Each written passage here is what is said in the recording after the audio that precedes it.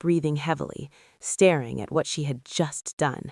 2 armed soldiers, taken down, without a weapon. Her training had kicked in perfectly, but this wasn't a victory. It was a message. She could fight back. She quickly grabbed one of their rifles, checking the ammo. Loaded. Good. She slung it over her shoulder and searched their gear. Extra magazines, knife, radio. Now she had a chance. She turned on the radio carefully, lowering the volume. Static filled her ears at first. Then voices. Clear. Target confirmed active. Expand search radius. Commander wants her alive, no mistakes. Ava's jaw tightened. They weren't just searching randomly anymore. They were coordinating, tracking her movements, adapting, just like she would. Then another voice came through. Different, calm, familiar. Ava froze. Her heart skipped a beat. No, it couldn't be. You're overextending. She'll exploit that. She knew that voice. She recognized it, but her mind refused to accept it. No, it couldn't be. Stick to the plan, the voice continued. She's trained to think 3 steps ahead. Cut her off, don't chase. Ava's breathing grew shallow, because there was only one person in her unit who spoke like that, one person who trained them like that, one person who knew her that well. Sergeant Malik, her teammate, her friend. Ava slowly lowered the radio, her hands tightening into fists. No, she whispered, but the truth was already there, clear, unavoidable. The ambush, the leak, the tracking, it all made sense now. They weren't just hunting her, they were predicting her, because someone was helping them, someone who knew exactly how she thought. Her chest tightened, not from fear this time, but from something deeper. Betrayal. Pure, sharp, personal. But Ava didn't break. She didn't let emotion take control. Instead, she adapted. "All right," she murmured under her breath. "If you know how I think," her eyes hardened, "then let's see if you can keep up." Ava changed direction completely, not away from danger, toward it. If Malik was with them, then he would be near their command structure, their base, their center. And if she could find that, she could find the truth. End this. The forest grew darker as night deepened, but Ava moved with purpose now, not just surviving, not just hiding, planning, hunting. Hours later, she reached higher ground. From there, she could see it. Faint lights in the distance, movement, structures, a base, hidden but active, her target. Ava watched carefully through the scope of her newly acquired rifle. Patrols, rotations, entry points, security patterns, everything. Her mind processed it all rapidly, calculating, analyzing, planning. Then she saw him, walking between 2 guards, calm, unbothered, like he belonged there. Sergeant Malik, alive, working with the enemy. Ava's finger tightened on the trigger, just slightly.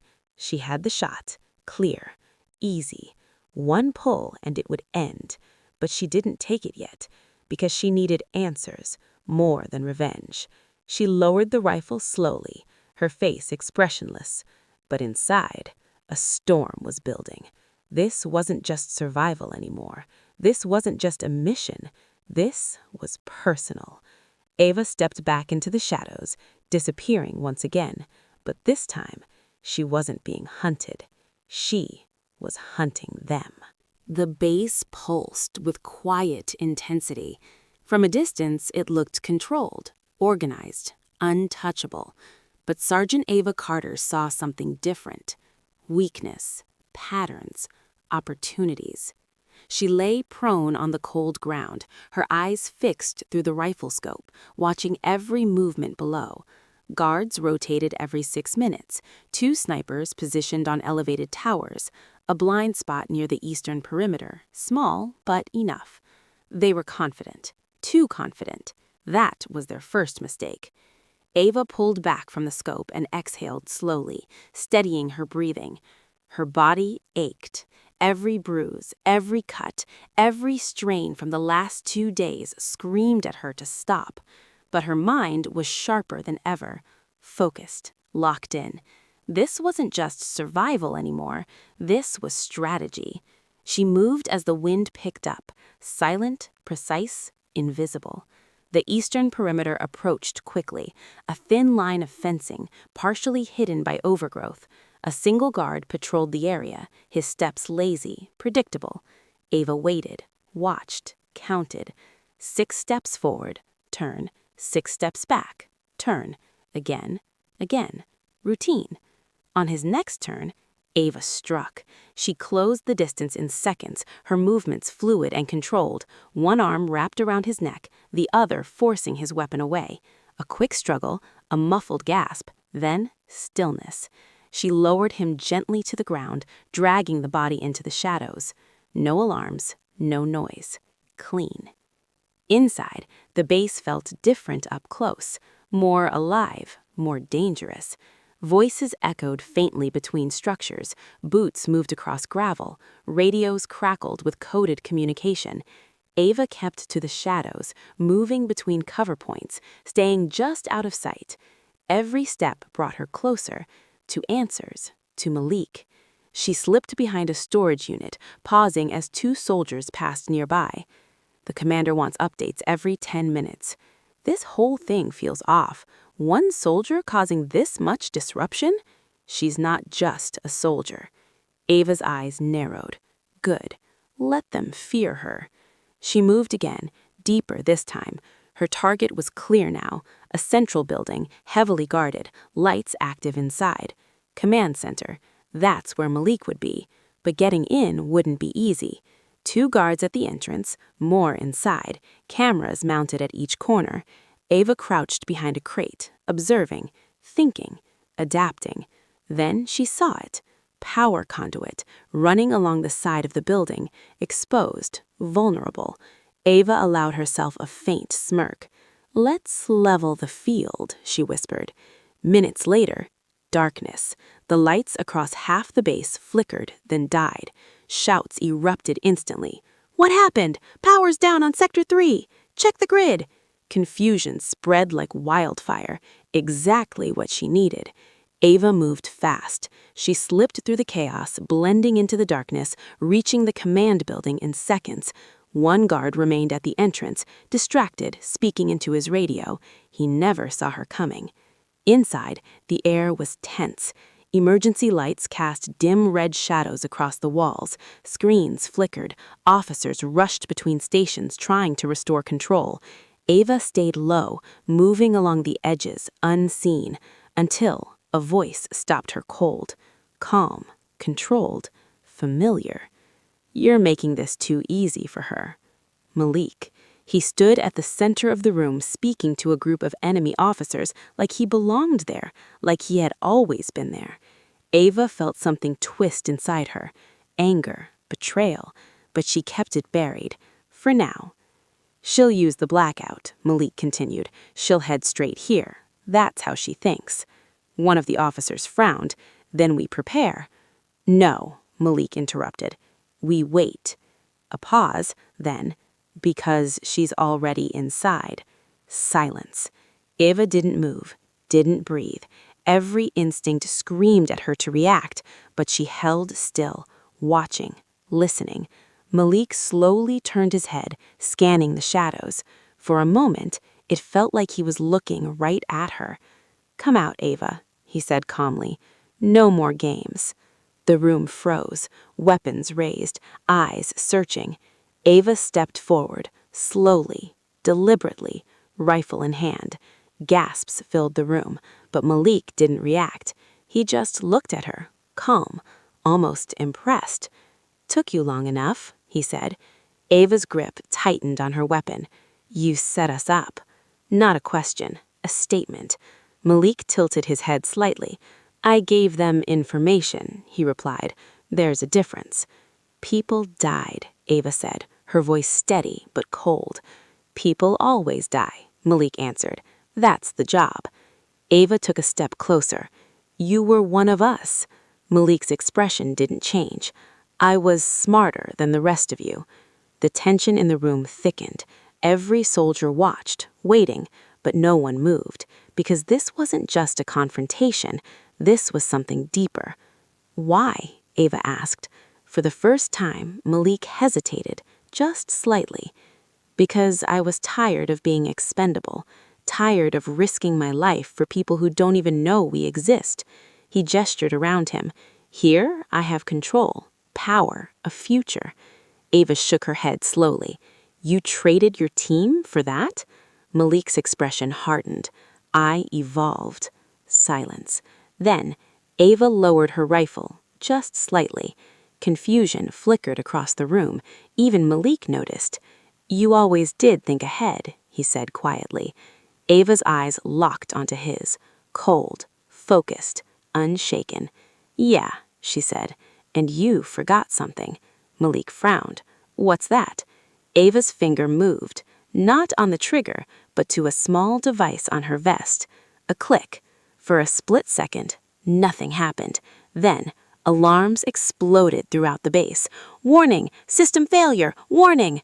The ground trembled, lights flickered violently, screens went dark. One of the officers shouted, What did you do? Ava didn't look away from Malik. I didn't come here for answers, she said. I came to end it. Malik's expression changed. For the first time, realization. You rigged the system, he muttered. Ava took a step back, then another. You wanted control, she said. Take it. The building shook harder now. Explosions echoed from below. Chaos erupted. Soldiers ran, shouted, panicked. But Ava turned and walked away. Gunfire broke out behind her, but she didn't stop, didn't look back, because she knew this wasn't over yet, and neither was she. The explosion started deep below the command center. A low rumble at first, like the earth itself was shifting. Then, everything erupted. Fire tore through the foundation, the walls cracked, lights shattered. The entire structure began to collapse in on itself as alarms screamed through the night. Outside, soldiers ran in every direction, shouting, confused, desperate. Vehicles collided, weapons were dropped, orders were lost in chaos. The base, once controlled and untouchable, was falling apart. And at the center of it all, Sergeant Ava Carter walked through the destruction. She didn't run. Not yet. Her steps were steady, controlled, as debris rained around her. Flames reflected in her eyes, but her expression remained cold, focused. Behind her, gunfire erupted again. Stop her! Someone shouted. Bullets tore through the air. Ava moved instantly. She ducked behind a collapsing wall, grabbed a fallen rifle from the ground, and fired back. Short, precise bursts. One enemy dropped, then another. She didn't waste movement, didn't waste bullets. Every action was calculated. But the explosions were getting closer. The charges she had triggered weren't just distractions. They were designed to destroy everything, including her way out.